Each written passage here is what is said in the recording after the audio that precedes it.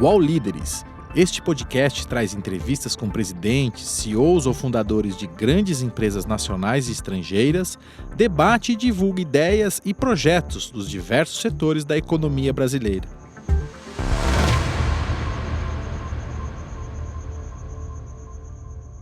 O UOL Líderes entrevista hoje o CEO e fundador da Tembici, Tomás Martins.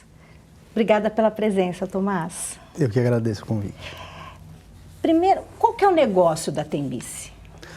O negócio da Tembici é transformar o ir e vir das pessoas. Então, é como a gente pode oferecer novas soluções de mobilidade para as pessoas dentro da cidade. Então, a reflexão que a gente faz é: será que a forma que a gente se locomove hoje dentro dos nossos centros urbanos é a forma mais eficiente? Então essa é a provocação da onde nasceu a Tembici. E aí a gente entendeu muito a bicicleta com um papel fundamental nessa transformação. Então foi daí que veio a empresa. Hoje, como é que vocês trabalham? Porque vocês têm bicicletas. Como é que as pessoas veem a Tembici? A Tembici hoje é a maior empresa de micromobilidade da América Latina. A gente faz projetos do que a gente chama de bicicleta compartilhada, que é justamente ofertar esse serviço de bicicletas compartilhadas dentro das cidades. E a gente tem esses projetos hoje em 14 cidades na América Latina, nas grandes cidades do Brasil, então São Paulo, Rio, Recife, Porto Alegre, a gente tem também Buenos Aires e Santiago. É que o nosso modelo de negócio, ele também contempla uma parte de patrocínio. Então, junto com a Tembici, a gente sempre tem o Itaú, que é um grande apoiador da causa de mobilidade nas cidades, que é um patrocinador relevante para a gente, principalmente nas capitais. Uhum. E de onde surgiu esse nome, Tembici? Essa foi uma história engraçada. Acho que teve alguns cortes que a gente pensou, né? O Tembici é o tem de ter, bicicleta, né? Então as pessoas começaram a imaginar que tem bicicleta no dia a dia delas, na vida delas, na cidade delas. E o outro corte que a gente falava quando a gente começou isso, né? Era do tempo. Então a gente brincava que é o seu tempo, é o tempo da bicicleta na cidade. Então foi uma mistura dos dois, a gente fez a Tembici. Uhum. E qual foi o principal problema que vocês tiveram para montar esse tipo de negócio? Nossa, a gente teve vários. Acho que a gente começou isso em 2010, 2011, mas acho que o principal, acho que a gente começou a falar disso no momento que as pessoas falavam um pouco disso, as cidades falavam um pouco disso, o poder público falava pouco disso. Então imagina que a gente montou uma empresa em 2010, 2011, onde a gente nem existia, por exemplo, a ciclovia da Faria Lima. Então era uma discussão, você fala assim, você quer colocar bicicleta em São Paulo, você é maluco? Isso não tem cidade de carro, não tem isso. Então acho que esse foi uma questão de mudança cultural que a gente veio acompanhando ao longo do tempo, que é muito importante. Mas tirando isso, acho que a gente passou por todas as dificuldades, desde montar o primeiro projeto, colocar a primeira estação de pé, montar as primeiras bicicletas, fazer o primeiro projeto fora da cidade de São Paulo, fazer o primeiro projeto fora do estado de São Paulo, fazer o primeiro projeto fora do Brasil, crescer a empresa, enfim, acho que aí todas as outras dificuldades que você tem quando você escala um negócio. Uhum. E é um negócio que dá lucro? O nosso negócio é. É lucrativo? A gente hoje, a gente tem, né, como eu expliquei, esse modelo de negócio nosso, ele é um negócio que compõe uma receita de patrocínio, né, uma receita de publicidade, juntamente com uma receita de usuário.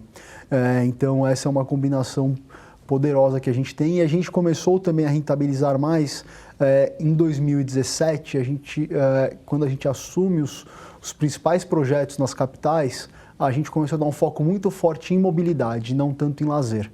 Então as pessoas começaram a ter um uso muito mais recorrente da bicicleta. E isso aumentou muito também a questão do faturamento da empresa. Então você imagina que as pessoas usam com frequência e usam para se locomover todos os dias. E isso aumenta a utilização do sistema. E como é que está esse mercado de micromobilidade no país? E aí eu queria que você já comentasse um pouquinho a saída, ou pelo menos né, a diminuição dos principais players que tinham aí no mercado. Tá. Eu acho que a primeira coisa que é importante pontuar é como é que está esse mercado no mundo. Né? O que a gente entende hoje? A gente entende que existe e vai existir cada vez mais uma transformação na forma que as pessoas se locomovem. Você pensar que toda vez que você sai de casa, você vai levar junto com você 6 metros quadrados com 2 toneladas de alumínio para levar uma pessoa por vez, vai ocupar um espaço do viário, um deslocamento de 3, 5 quilômetros, não é a forma mais eficiente de você fazer esse deslocamento. Então, acho que essa reflexão está muito clara para as pessoas e para o próprio poder público, para as cidades. Então, essa mudança, para mim, é irreversível. Agora, qual será esse novo modal? Quais serão esses novos modais? Eu acho que é um processo de aprendizado que as empresas estão tendo, as cidades estão tendo, a sociedade está tendo como um todo. Né? E eu acho que a gente teve um momento aqui, um movimento nas bicicletas compartilhadas começaram muito forte nos últimos 10 anos e a gente teve um monte de tentativa de novos produtos nesse mercado. E eu acho que é super fair e super normal que esteja adaptações no mercado. Você imagina que a gente está lutando contra um hábito de 80, 90 anos das pessoas. Se você pegar o automóvel, ou o ônibus, o metrô, ele tem um investimento do governo, de grandes empresas, por mais de 90 anos. Investimentos pesados em infraestrutura, em subsídios, em tudo isso. Então, você imagina que você vai desromper um mercado desse em 5 anos? Não vai, as pessoas ficaram habituadas àquilo. Né? Quanto tempo a gente não construiu ruas, viadutos, grandes avenidas e tudo mais? Então, acho que essa é uma transformação que vai acontecer, mas ela não vai ser assim... de uma hora para outra, é uma transformação longa, mas cada vez mais forte. Então, acho que este movimento, e aí não só de Brasil, o movimento mundo, as empresas estão adaptando para entender quais são esses modais, quais são esses novos modelos de negócios, dado que uma coisa é certa, as pessoas não vão mais utilizar um objeto desse tamanho para se locomover curtas distâncias nas cidades. Não faz sentido do ponto de vista de eficiência daquele deslocamento. Você acha que nesse novo mercado tem espaço, por exemplo, para veículos pequenininhos como o tuk-tuk, que se usa muito na Índia, na China? Você acha que isso cabe nessas grandes cidades aqui do Brasil? Olha, eu acho que, já, claro, né, como você comentou, China e Índia já tem um pouco mais esse hábito desse tipo de modal. Aqui a gente não... Né, no Ocidente a gente tem muito menos. Acho que pode ter o espaço e eu acho que isso que vai ser legal de ver acompanhar nos próximos anos. Né? Quais são esses modais, qual o momento que ele vai funcionar bem. E acho que tudo isso vai ser um aprendizado do mercado e essa transformação vai acontecendo de acordo com esse aprendizado. Qual é o principal erro aí, ou então se existem algumas coisas que você tem a pontuar sobre os problemas que essas outras empresas enfrentaram, como a Grow, como a Green, onde elas estavam errando para saírem do mercado? Olha, eu não vou comentar aqui o que os outros erraram, né? O que eu acho que é importante a gente ter em mente é uma coisa que a gente trabalha muito isso na Tembici. Isso é uma transformação de médio e longo prazo. Mudar hábito de pessoas, mudar a infraestrutura de cidades, mudar a forma que você lida com a cidade, com o seu deslocamento, não é uma mudança rápida, ela é uma mudança de médio e longo prazo. Eu acho que isso é muito importante a gente ter em mente quando a gente está dentro dessa indústria. Né? Mas uma vez que você está, acho que com o produto certo e bem posicionado, eu falo por nós, a gente o ano passado teve números de crescimentos muito bons.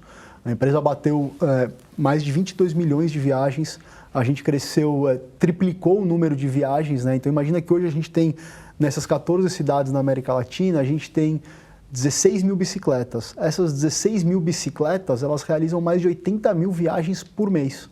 Então são 80 mil viagens por dia, perdão. Então você imagina que cada bicicleta dessa roda 5, 6 vezes por dia. Então as pessoas estão cada vez mais adquirindo esse hábito e acho que também uma outra coisa importante também é o hábito da economia compartilhada que vem junto nesse negócio. Porque você falou o seguinte, que a Tembici não tem crise, né? Você acabou de dizer que vocês estão crescendo, que vocês... Então, a crise não pegou vocês. Mas as outras empresas acabaram saindo do mercado. Então, eu fico imaginando, ou diminuíram sua participação. Então, eu fico imaginando que o problema não está na crise, mas está no modelo de negócio. O que eu acho que colocar assim, a indústria não está em crise, eu acho que a indústria está aprendendo, a indústria como um todo. A gente, por apostar muito na qualidade, por entender muito a questão da mobilidade, né? Então, quando a gente fala de mobilidade, o que eu quero dizer com isso? As pessoas têm que ter confiança em utilizar aquele modal todos os dias. Isso é uma coisa que a gente investe muito na Tembici. Se você pegar São Paulo, por exemplo, quase 90% da utilização é realizado durante a semana nos momentos de pico. para você fazer isso é um esforço logístico forte. As pessoas têm que... a gente tem um time hoje de logística que faz muito esforço para garantir que a pessoa, quando chega na estação às 6 da tarde, tem uma bicicleta ou uma vaga disponível para ela. Acho que isso foi uma aposta certa que a gente fez. Apostar que é um sistema de mobilidade, de dia a dia das pessoas e um sistema que tem que ter qualidade. Uhum. E com a tecnologia, a gente vai... Cada vez as pessoas vão se deslocar menos.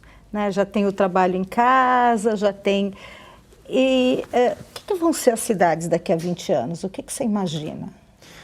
Eu acho que o ser humano, eu falo por mim pelo menos, eu me vejo deslocando cada vez mais, então não sei se vai ser menos. Mas eu acho que essa é a gente brinca lá que é uma contratendência, né? Eu vejo as cidades cada vez mais humanas, eu vejo as cidades cada vez mais abertas para as pessoas. Eu acho que a tecnologia, nesse sentido, não é uma questão que vai fechar mais as pessoas dentro dos seus espaços. Eu acho que o contrário. Eu acho que a gente vê hoje, em grandes cidades, em várias cidades do mundo, você vê proibição do automóvel abrindo o centro expandido para as pessoas, você vê cada vez mais ruas de circulação de pedestres. Eu acho que isso é uma tendência muito legal, de ocupação do espaço público de uma forma mais racional. E você acha que isso é irreversível? Quer dizer, a gente não... o lobby, essa indústria das toneladas, dos carros, ela não vai suplantar esse movimento das bicicletas e no futuro a gente vai ficar sem bicicleta porque os carros vão tomar conta de novo. Você acha que é um movimento irreversível? Eu acho que é um movimento que está sendo liderado pelas próprias pessoas. As pessoas estão repensando seus hábitos. As pessoas hoje, né, não tem mais aquela necessidade de ter 2, 3, 4 vagas de garagem na sua casa. As pessoas não têm mais aquela necessidade de ter o automóvel. Então, acho que tem uma mudança de comportamento das pessoas que está levando isso. Eu acho que a indústria do automóvel vai se reinventar nesse sentido, já está se reinventando. E eu não acho nem que... acho que é uma questão de eficiência, uma questão de números. Quando você pega hoje, você tem que... 70% da infraestrutura da cidade hoje, ela serve ao automóvel. 30% serve aos outros modais, seja calçada, faixa de ônibus, ciclovia, ponto de estação de metrô, enfim. Porém, 70% dos deslocamentos da cidade são realizados pelos outros modais e 30% pelos automóveis. Qual que é a lógica que você tem? Você tem 70% da infraestrutura servindo a 30% dos deslocamentos. Então, eu não acho que nem é uma questão que é irreversível. Você não tem por que ocupar um espaço limitado, e ele é um espaço limitado sim, de uma forma irracional. E eu acho que esse fluxo vai mudar muito nas cidades daqui para frente. Já vem mudando, né? O que você diz quando uma pessoa diz assim, mas a gente tem... essas ciclovias não servem para nada na cidade? Construa, eles virão, né? Acho que essa é a melhor frase. Acho que o exemplo da Faria Lima é um baita case. A gente tem hoje na Faria Lima, a gente aumentou o fluxo da Faria Lima, a gente, né, eu digo, nós paulistanos como um todo, em 5 vezes a utilização nos últimos anos. A gente tem hoje mais de 10 mil deslocamentos quase diários na ciclovia da Faria Lima, sendo que ela é uma das ciclovias mais utilizadas do mundo. Então, 6, 7 anos atrás não existia isso, né? Então, e eu acho que até essa mentalidade ela vem mudando. Eu acho que a gente teve uma discussão forte alguns anos atrás, mas hoje em dia você já vê uma mudança de postura. As pessoas já começam a entender o benefício de ter aquela ciclovia. Todo mundo que hoje o que falam para mim não é isso. Hoje falam assim, você viu aquele trânsito de bicicleta na Faria Lima? Então já é um pouco a mentalidade que eu falo assim, tá vendo? Aquela infraestrutura tem uma utilidade. Por que a gente não aumenta aquela infraestrutura então? Em quanto tempo você acha que o poder público muda também a mentalidade, começa a investir mais nesses modais individualizados, nessa micromobilidade? Eu acho que essa mudança já está acontecendo, né? A gente teve uma discussão muito forte na última eleição em relação a isso, né? Sobre a questão das ciclovias e tudo mais, e aí você vê, depois de 2 anos, a prefeitura já anunciando que está investindo 173 quilômetros em novas vias. Então, acho que essa mudança aconteceu, né? Depois de um debate tão forte ali sobre isso, e aí depois quem está hoje na prefeitura fazer o anúncio, já é uma mudança. E é uma mudança, obviamente, que o poder público já percebeu isso, porque a sociedade percebeu isso. né? As pessoas começaram a entender que é mais eficiente você distribuir melhor esse espaço viário para o fluxo da cidade do que você ficar construindo viadutos, construindo avenida, grandes avenidas. Acho que isso é uma mudança que a gente já vê acontecendo e eu acho isso muito saudável. É claro que essa mudança, essa mudança de mentalidade já está acontecendo dentro principalmente das prefeituras que a gente conversa e que a gente tem projetos, mas é claro que uma implementação dessa, né, a gente também cobra muito, mas assim, uma implementação de infraestrutura dessa na cidade, ela de alguma forma tem certa complexidade, então também não é do dia para a noite que essas coisas acontecem, mas eu acho que essa mentalidade já vem mudando. Você já ouviu as pessoas falando que hoje a utilização da bicicleta e dessas ciclovias, ela é para uma elite e não para a massa em geral? A gente já ouviu algumas coisas, acho que no começo tinha um pouco mais isso, porque falava assim, vocês estão só na Faria Lima, vocês estão só na Zona Sul, e o que não é verdade, tá? Assim, no Rio de Janeiro, por exemplo, o nosso maior fluxo é no centro da cidade. Aqui na Faria Lima, para a gente, acho que esse é um dado super legal que a gente sempre ressalta, 70% das pessoas que usam o nosso sistema, elas vêm da região afastada da cidade. Não é quem mora nessa região. Então, no fim, ele é um modal que serve a essa região, mas para as pessoas que trabalham ou se locomovem nessa região, não necessariamente que moram nessa região. Então, acho que esse é um número que corrobora um pouco isso. No fim, a gente está ofertando, se você pegar a bicicleta hoje, né, o Bike Itaú, o Bike Sampa que a gente tem aqui, ele é o modal mais barato para a pessoa que desce da estação Faria Lima, ele é o modal mais barato para se locomover 3, 5 quilômetros. Então, é uma opção sim para as pessoas que necessitam se locomover nesse centro expandido das cidades. Uhum. E quais são as iniciativas para aumentar a segurança dos usuários? O que vocês têm feito para melhorar isso? Olha, como eu te comentei, a gente tem 10 anos nesse negócio, né? A gente trabalhou diversos tipos de projetos. Desde a gente fez, por exemplo, ciclofaixas, essas ciclofaixas de domingo que a gente tem aqui, a gente fez isso em Recife, Salvador. A gente fez por 2 anos projetos para ensinar crianças a usar a bicicleta, pais e crianças, né, estudar e não só a utilizar a bicicleta, mas com regras de trânsito. A gente tem uma parceria muito legal com o projeto Bike Anjo, que ensina pessoas a usar a bicicleta, mas não só o pedalar, o convívio na cidade como um todo. Então, a gente sempre faz muita parceria com organizações que trabalham nesse sentido, muita discussão de política pública como um todo e, claro, informações diretas que a gente pode disponibilizar para o usuário em relação a isso. Como é que você vê a educação do usuário da bicicleta em relação ao que você está dizendo aí, ao urbano, né, o resto dos outros modais? Porque a gente vê muita bicicleta transitando em São Paulo e que não respeita as leis de trânsito, passa, muita gente trabalhando com as bicicletas. Como é que você vê isso? Eu acho que a lógica do maior tem que respeitar o menor, ela é problemática na cadeia inteira, né? Então, eu acho que a gente sempre fala isso. O ciclista, quando tem uma questão do pedestre, ele tem que parar, tem que respeitar. Ele é o mais frágil da cadeia, né? Agora, essa é uma lógica que a gente tem desde o caminhão para o automóvel, do automóvel para a bicicleta, da bicicleta para o pedestre. Mas, dito isso, eu acho que sim tem uma curva de aprendizado, porque também a gente tem que imaginar que as pessoas não estavam acostumadas a usar a bicicleta no dia a dia. Você conversa com muita gente, é legal quando você vai aqui pegar os usuários, por exemplo, aqui da região da Faria Lima. O cara veio de uma região extremamente afastada da cidade e ele falou, cara, eu nunca imaginei que eu ia chegar de bicicleta no meu trabalho, porque eu moro a 45 quilômetros daqui, 30 quilômetros daqui, enfim, uma distância tão longa. Então, acho que existe uma mudança de hábito, isso é uma mudança de comportamento e acho que também está existindo uma mudança de postura e educação nesse sentido. Para mim, hoje, a problemática é muito mais entre a relação entre o carro e a bicicleta do que entre a bicicleta e o pedestre. A bicicleta tem que respeitar o pedestre, é regra de trânsito. Mas, para mim, hoje é muito mais desigual a relação que você tem nas grandes vias entre o automóvel e os outros modais menores. Você acha, o que tem que mudar na legislação para proteger mais? O que precisa ser mudado? Eu acho que tem uma série de ações que podem acontecer e que eu acho que, de alguma forma, estão acontecendo, tá? Timidamente em alguns lugares, mais forte em outros. A gente sempre fala muito da construção da infraestrutura, que é super importante, né? Ela é fundamental. Mas, às vezes, você tem outras políticas que podem ajudar muito. Uma coisa que a gente sempre coloca aqui, aconteceu muito em outras cidades, Nova York é um baita case, por exemplo, que aconteceu na gestão do Bloomberg, é a questão da redução de velocidade. Então, você pode ter convívio de modais diferentes dentro de um tráfego que tenha velocidades limitadas, né? Então, acho que isso é uma baita política pública que consegue conviver melhor os modais.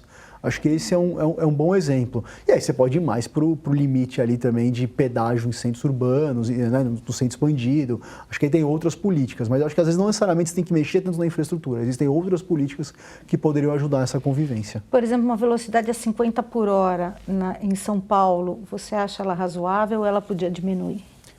Acho que é muito. Eu acho que você tem que entender também um pouco as zonas, né? Mas eu não vejo nenhum motivo de você ter mais do que isso.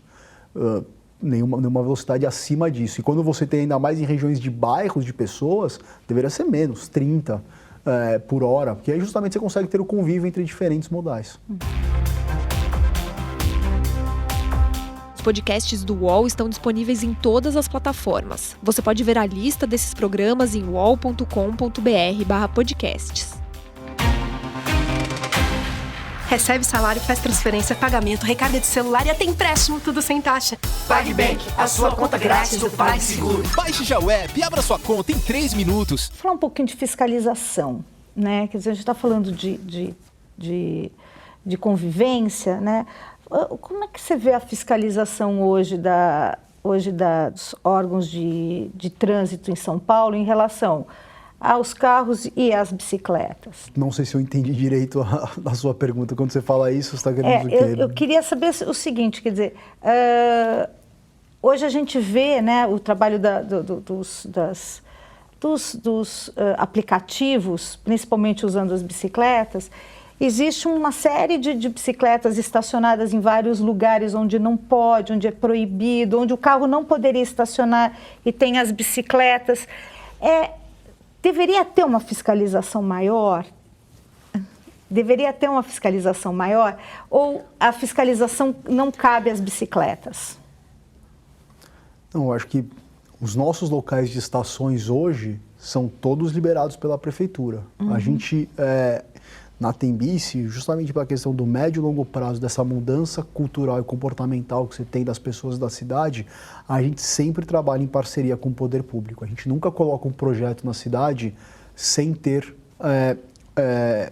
uma aceitação, uma autorização junto ao poder público. Então, todas as estações que você vê hoje, elas são liberadas e, claro, cada cidade tem um processo diferente de liberação, depende do órgão, depende um pouco da legislação local, mas todas essas têm liberações específicas. Então, quando você sai no Largo da Batata, aquilo ali é autorizado pela prefeitura hoje. Quando você vai na Central do Brasil, no Rio de Janeiro, ela é autorizada pela prefeitura hoje. Então, acho que a gente sempre trabalha muito em parceria com o poder público nesse sentido.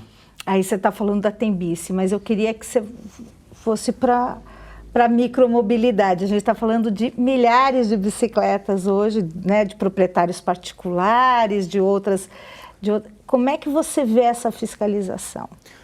Acho que aí a gente tem algumas, se eu entendi bem, a gente tem algumas discussões aqui, né? A gente está falando do modelo aqui, o nosso modelo, que é o modelo que tem estação, que ele está lá, liberado e tudo mais. A gente tem um modelo de bicicletas particulares, que teoricamente elas têm também lá a sua legislação específica de poder parar em paraciclos, postes e tudo mais. E a gente tem a questão das bicicletas compartilhadas soltas, né? O que o mercado chama de dockless. Eu acho que na questão deste em específico, se é a pergunta, eu acho que também foi outra curva de aprendizado que teve no mercado, de entender que a coisa não ficaria tão solta como se imaginava, né? Porque aí você, de fato, tem uma desordem do espaço público e eu acho que foi uma coisa que as prefeituras começaram a entender. E, de novo, isso eu não falo de Brasil, isso eu falo de mundo, isso aconteceu no mundo inteiro.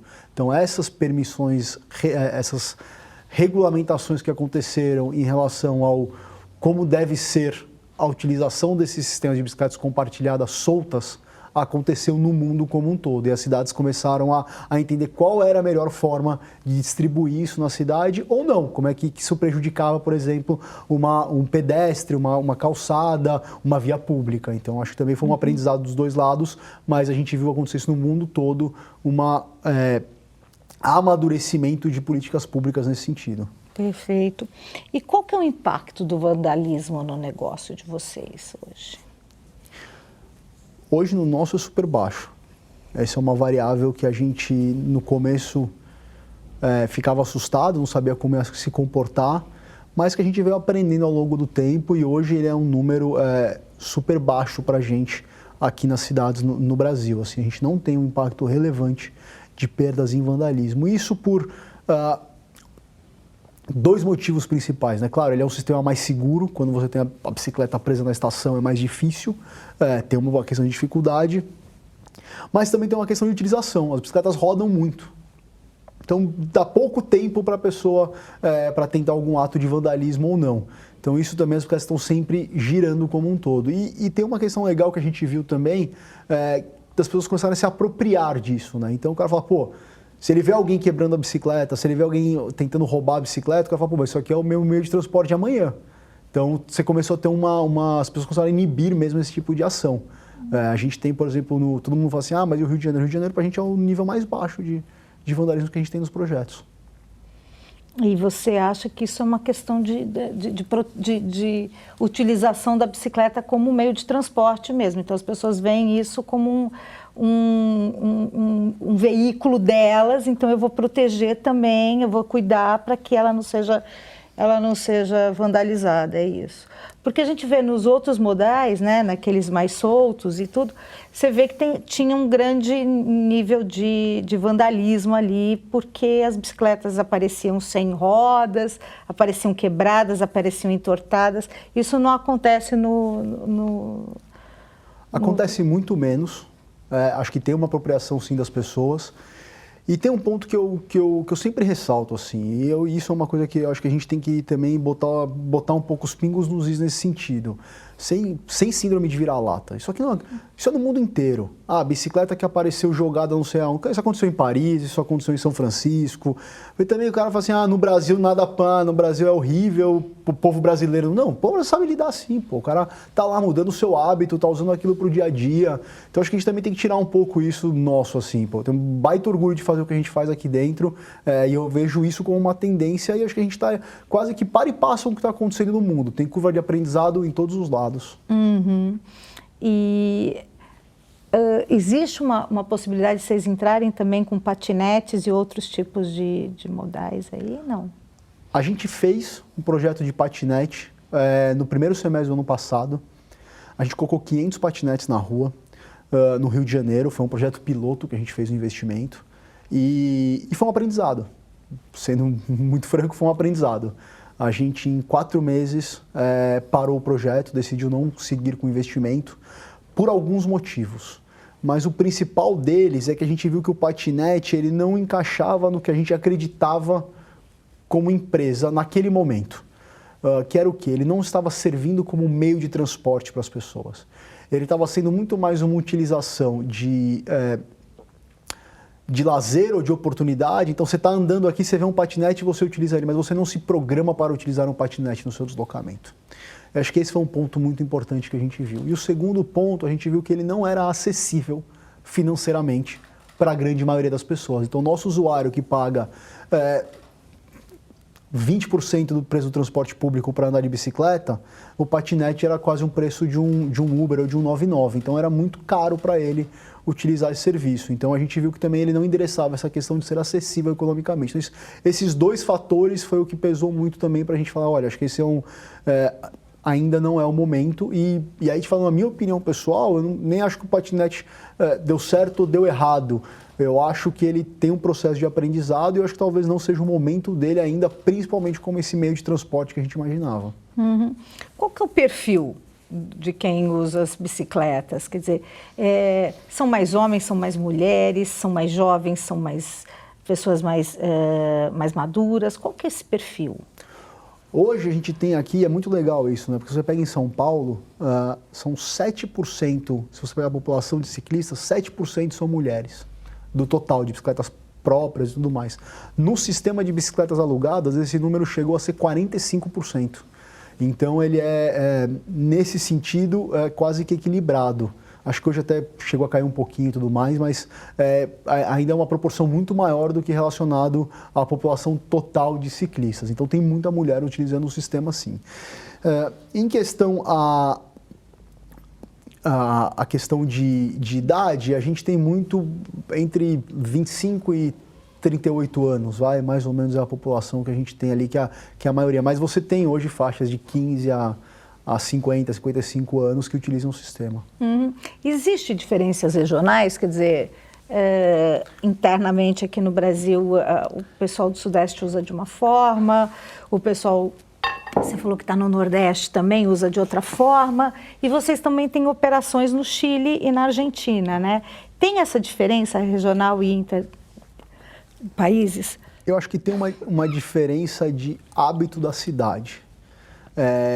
O que eu quero dizer com isso? O carioca está muito acostumado a andar a pé e usar a bicicleta no dia a dia. Né? Então, acho que isso até pela dinâmica da cidade, você pega ali o centro do Rio de Janeiro, a zona sul do Rio de Janeiro, é borbulhando de pessoas na rua e de bicicletas. Os sistemas compartilhados, o sistema compartilhado ali é muito utilizado. Então, o que a gente vê um pouco comparando assim, o carioca, ele pensa na bicicleta para qualquer tipo de deslocamento, seja para ir para a universidade, seja para ir para academia, para a praia, para o trabalho, ele pensa na bicicleta como uma opção. Então aquilo está enraizado. Aqui em São Paulo, né, e São Paulo é um pouco similar com Santiago nesse sentido, as pessoas pensam como uma opção para você ir e voltar do trabalho, mas muitas vezes não pensam para outras formas de deslocamento. Então está menos enraizado para pensar em qualquer tipo de deslocamento. Então acho que essa é uma diferença que a gente vê. A gente vê o Rio, Buenos Aires, né, as duas cidades muito propensas a uma utilização frenética da bicicleta, então ela usa para qualquer coisa. São Paulo e Santiago, ele tem mais uma cabeça de não, isso aqui é para minha última milha de deslocamento no trabalho como um todo. E aí quando você pega no Nordeste, ele é um pouco misturado, esses dois públicos. Claro, você tem muita utilização no fim de semana, mas você também tem uma utilização muito forte para ir e voltar do trabalho. Uhum. Como é que vocês escolhem as bicicletas? Quer dizer, existe um estudo de ergonometria, um estudo algum estudo que vocês fazem para definir, não, nós vamos pôr essa bicicletas sem marchas. Como é que vocês escolhem essas bicicletas? Acho que esse foi falar como a gente escolhe parece, né, meio... Acho que esse foi um processo de aprendizado ao longo dos 10 anos, assim, né? Acho que eu te falaria como é que a gente errou e acertou nesse processo. E foi engraçado, porque também foi uma coisa que a gente viu acontecer no mundo inteiro desde que a gente começou isso, né? No começo, a gente tinha uma bicicleta convencional que a gente adaptava para um sistema de bicicleta compartilhada. E aí você tinha um monte de problema, porque era uma bicicleta, às vezes você tinha um tipo de cano ou de altura e tudo mais que não servia para todo mundo. Então, era ruim, servia para algumas pessoas, não servia para todo mundo. Mas era como começou, né? Você pegava uma bicicleta convencional, botava um pino na frente e ligava ela numa estação. Foi como a gente começou, na verdade. E muitas empresas começaram assim também. Depois de um tempo, teve, claro, vários estudos, aprimoramentos e tudo mais. Falaram assim, cara, como é que é uma bicicleta padrão que consegue se adaptar a um maior número de pessoas? Em vez de pegar uma bicicleta convencional e tentar adaptá-la no sistema, não. Como é que eu faço uma bicicleta do sistema que atenda o maior número de pessoas? E aí foi que a gente chegou nisso. A gente trabalha junto com uma empresa canadense nesse sentido, que é a maior fornecedora de bicicletas compartilhadas do mundo, e eles têm esse modelo. Então você consegue regular muito a questão do banco, a altura do guidão é uma altura quase que universal, então não importa muito questão de altura, peso, enfim, tudo isso você consegue equilibrar, porque a bicicleta foi construída para ser uma bicicleta universal que comportasse diferentes tipos de uso. Tanto que quando você olha na Faria Lima, você vê o cara com o banco lá em cima, a gente com o banco lá embaixo. Acho que é um pouco isso. Uhum. O sucesso da Tembici está muito vinculado ao crescimento das ciclovias em São Paulo. É correto? Não, acho que o sucesso da Tembici está vinculado à mudança de comportamento das pessoas, a como as pessoas estão repensando o seu ir e vir todos os dias. Uhum. E eu acho que a ciclovia, é claro, é um fator que ajuda a essa reflexão, mas como eu te falei, tem uma série de outras iniciativas e ações, como questão também de diminuição de velocidade, convivência de modais que também ajudam. Acho que todo esse arcabouço faz com que as pessoas repensem. Faz sentido eu pegar um automóvel para andar 2, 3 quilômetros e perder 30 minutos para fazer isso? Ou eu em 10 minutos chego de bicicleta nesse local? Então acho que tudo isso é o que faz a reflexão e faz o sucesso da Tembici. Uhum. E aí, é seguro andar de bicicleta? Eu acho super seguro, só ando de bicicleta. Eu acho que se você comparar até com os outros meios de transporte, eu acho um dos mais seguros. E me fala uma coisa, como é que vocês enfrentam o lobby da indústria automobilística hoje? né, a indústria é muito forte, investe muito, inclusive em lobbies no governo para se manter. Como é que a gente consegue enfrentar esse lobby? Olha, não, acho que a gente não é que enfrenta esse lobby. Eu acho que a própria indústria está se repensando um pouco, está se reinventando um pouco. Eu acho que os aplicativos trouxeram essa reflexão, as locadoras de automóvel estão trazendo essa reflexão, os aplicativos de carona, de ride-hailing, enfim, de Uber 99 e tudo mais, estão trazendo essa reflexão para a indústria como um todo. Qual vai ser a forma de deslocamento das pessoas no futuro? Eu acho que essa reflexão está todo mundo passando junto. Eu não acho que acho que nesse sentido não é um lobby um contra o outro. A gente nunca se deparou com isso. Acho que essa reflexão está vindo quase que ao mesmo tempo entre todos os players que atuam nesse mercado de mobilidade. E eu acho que tem players até da indústria do automóvel que já estão avançados nesse sentido e começando a investir nesses micromodais, né? Então você já vê alguns movimentos lá fora da indústria adquirindo e fazendo testes com empresas nesse sentido. Uhum. E qual vai ser a forma de mobilidade do futuro?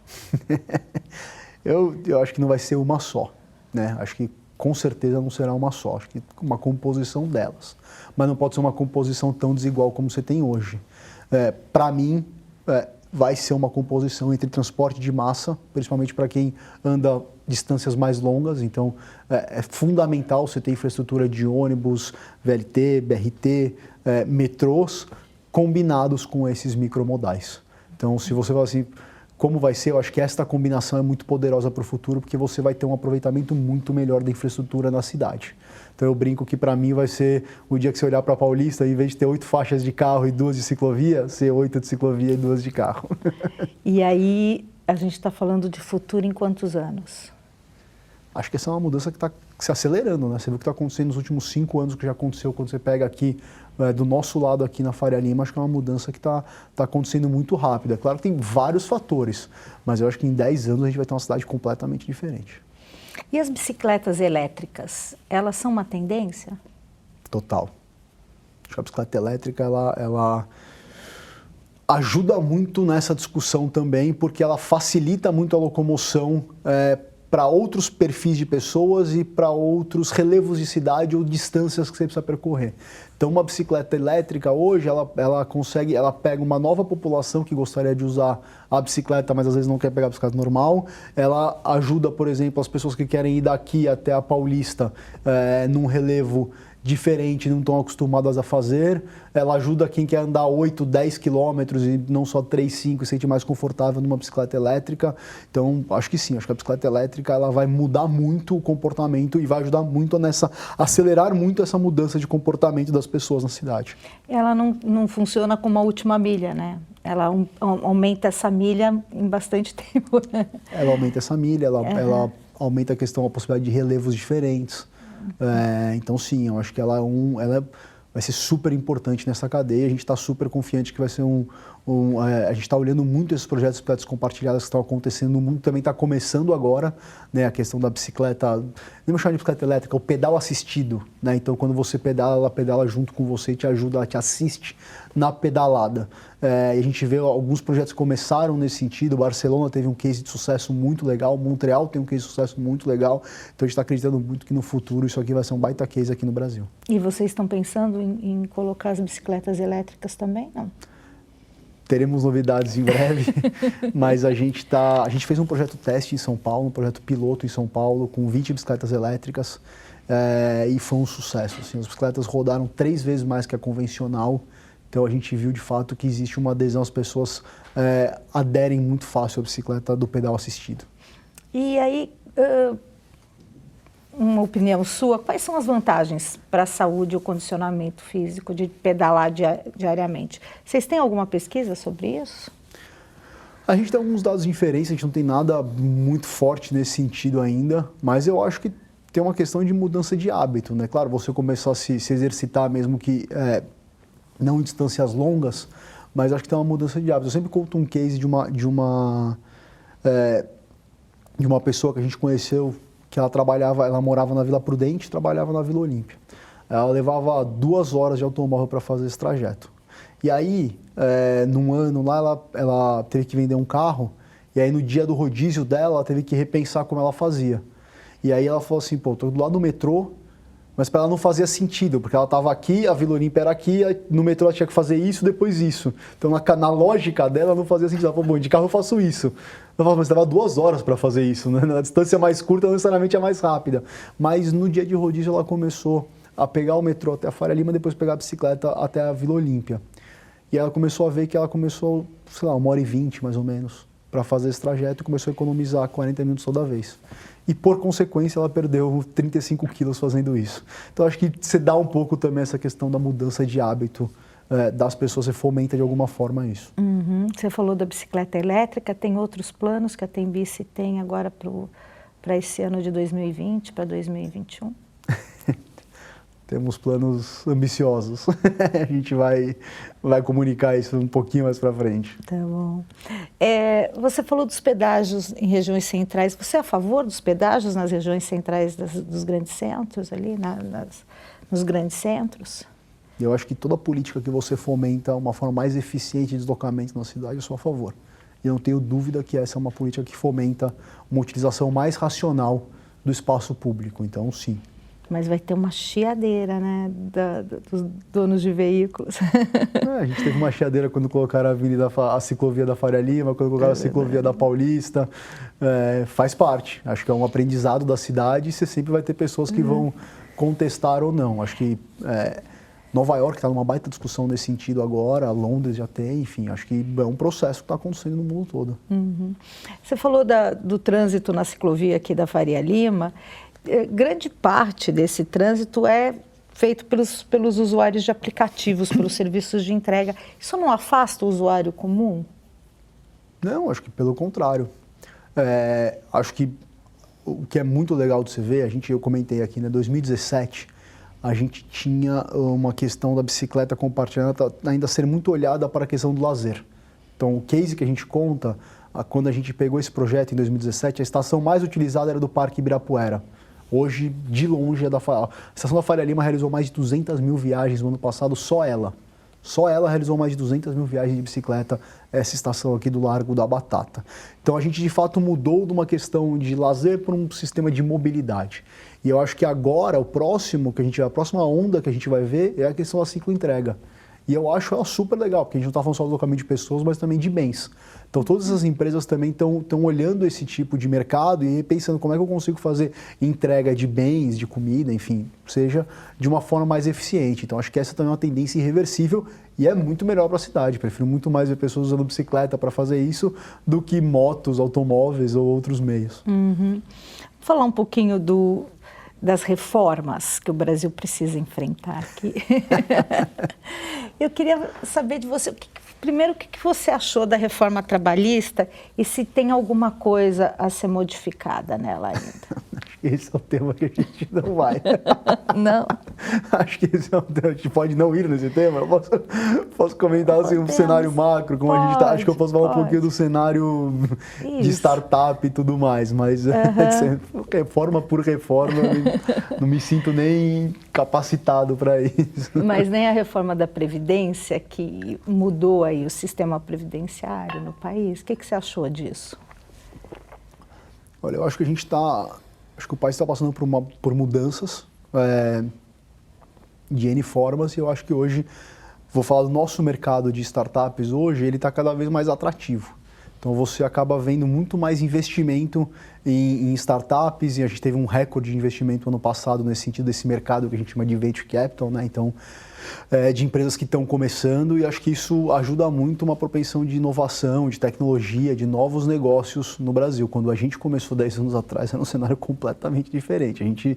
Essa indústria mal existia, tanto que a gente começou tentando se virar com o que tinha, pegava financiamento no banco, não tinha uma estrutura para você conseguir investir em novos negócios do que você tem hoje. Então acho que esta mudança e essa mudança que a gente está passando como um todo na indústria, eu acho que é muito importante. Falando um pouquinho de tecnologia, né? A tecnologia, muita gente acha que a tecnologia está tirando muito emprego, principalmente das startups. Está tirando muito emprego também da indústria. Como é que você vê essa questão do emprego versus tecnologia? Eu acho que isso depende de indústria para indústria. Eu conto um pouco o nosso caso na Tembici. A gente hoje tem quase 900 colaboradores em 3 países diferentes. A gente veio crescendo esse número de colaboradores ano a ano. Então, ano passado a gente tinha, retrasado, a gente tinha 600, 3 anos atrás a gente tinha 300. Então, esse negócio veio crescendo e a gente foi, de fato, criando um mercado, um novo negócio e trazendo essa geração de emprego como um todo.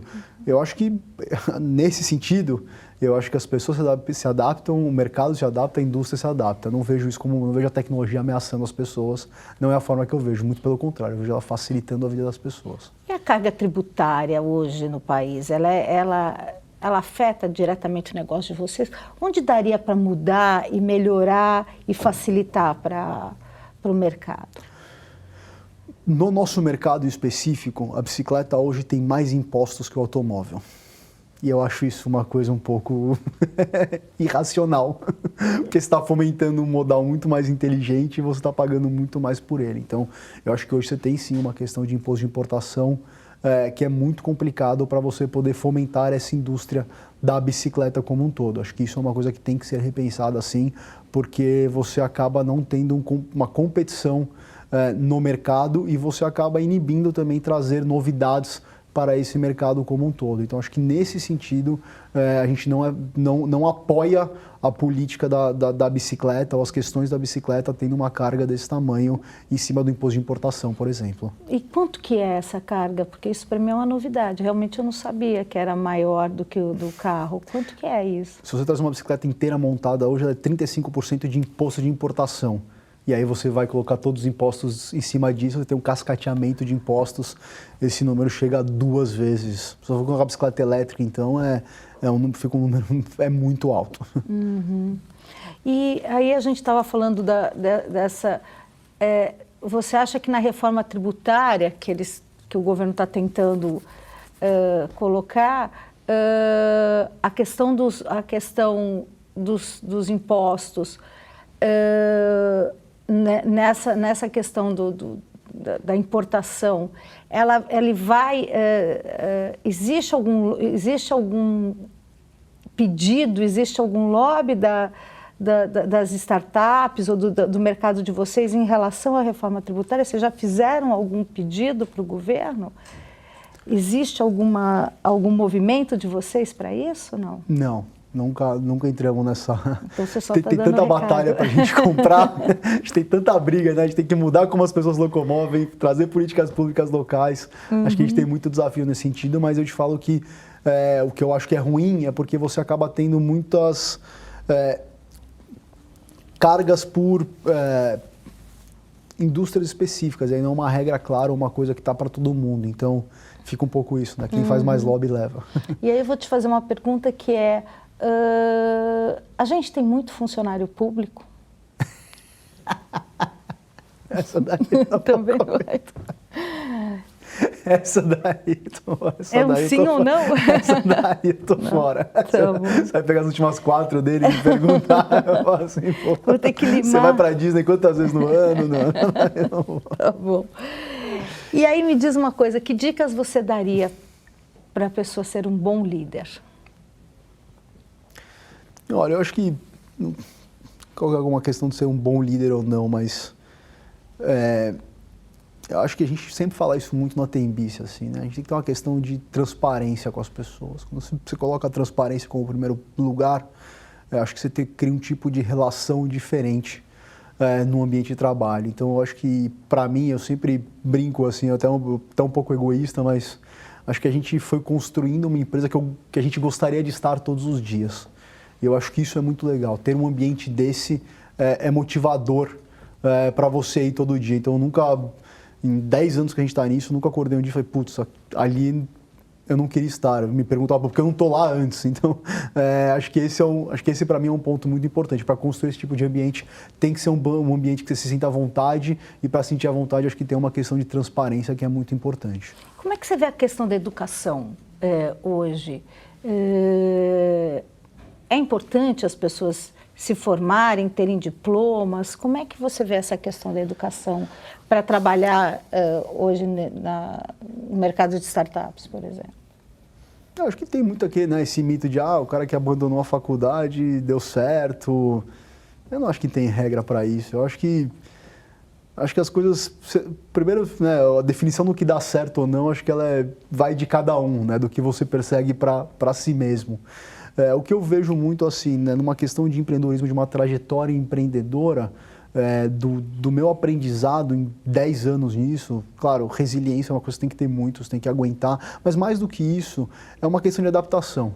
Então, a pessoa que você era 8 anos atrás é diferente do que você era 6, que é diferente do que você era 4, que é diferente do que você era 2, que é diferente do que você é hoje. E as adaptações são muito aceleradas. Então, acho que a principal diferença entre você criar uma carreira empreendedora, uma carreira tradicional, talvez a sua adaptação e velocidade de adaptação àquilo, porque é muito intenso. O tipo de pessoa ou de liderança que você tem que ter quando você tem 10 colaboradores, 50 colaboradores, 300 colaboradores, 900 colaboradores, é completamente diferente. Essa adaptação é acelerada. Então, você aprende apanhando, você tem que apanhar muito rápido e aprender muito rápido, mas eu acho que aí é um pouco de cada um. Tem gente que gosta disso, tem gente que prefere não, que prefere um caminho, fala assim, eu gosto disso, eu faço aquilo, é um pouco mais certo as minhas coisas. Eu não acho que tem certo e errado nisso. Eu acho que tem perfis que gostam dessa mudança acelerada, dessa adaptação, tem perfis que não. Como é que a gente melhora a educação no país? Eu acho que a gente tem um gap gigantesco de educação de base, sem a menor dúvida, e acho que esse é o primeiro lugar que a gente tem que atacar. A gente quer um país diferente, acho que o primeiro lugar para a gente investir, sem dúvida, é a educação de base. Que a educação de base, você fala que é a primeira infância e a segunda infância aí, né? Uhum. E onde a gente atacaria isso? Qual é a sua opinião? Onde o governo deveria investir nessa educação? Construção de escolas, melhora do salário de professores, onde que a gente melhora isso? Acho que esse é um tema que acho que a gente tem aqui... vamos lá, eu não vou fugir da sua pergunta nesse sentido. Eu acho que sim, acho que a gente de alguma forma está acho que a gente tem hoje um pouco mais universalizada essa educação, mas sim, acho que tem uma questão de valorização de professores, obviamente, que é necessário a gente fazer. Acho que tem também a questão depois do escola técnica, né? A gente vê isso muito lá fora e pouco aqui, que eu acho que é importante. Então, acho que tem algumas frentes para a gente poder atacar nesse sentido. Bom, muito obrigada, Thomas. Eu que te agradeço.